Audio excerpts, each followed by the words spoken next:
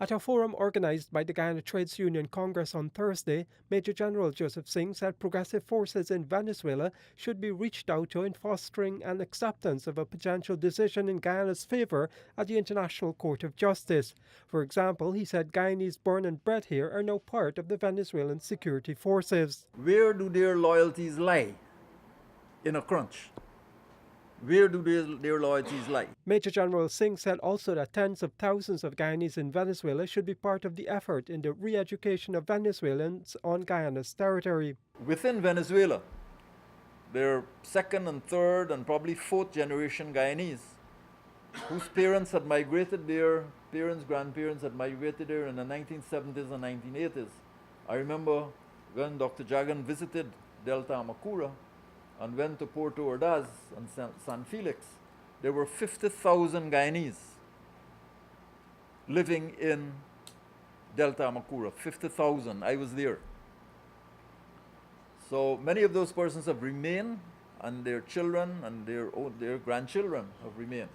So there must be allies who recognize Guyana's position, and we need to reach out to those and work on them. In Guyana, he suggested that citizens need to be educated more about the border controversy and understand why Guyana holds that the arbitral award of 1899 was a full legal settlement of the border. I'm particularly concerned about young people.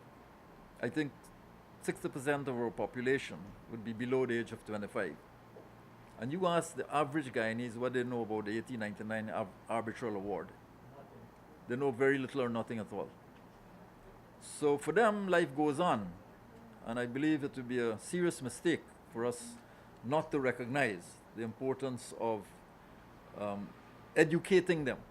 Major General Singh said that citizens should be involved in helping to identify acts of aggression by Venezuela.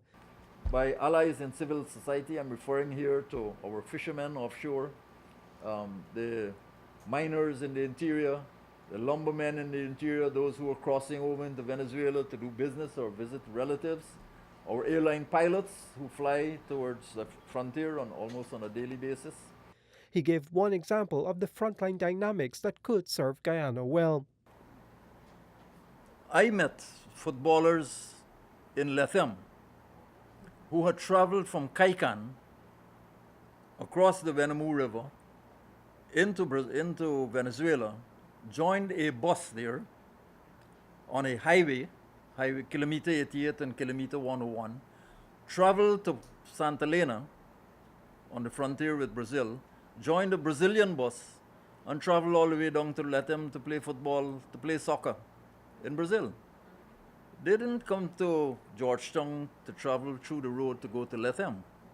So a fact of life is that people who live on the frontier have their own dynamics.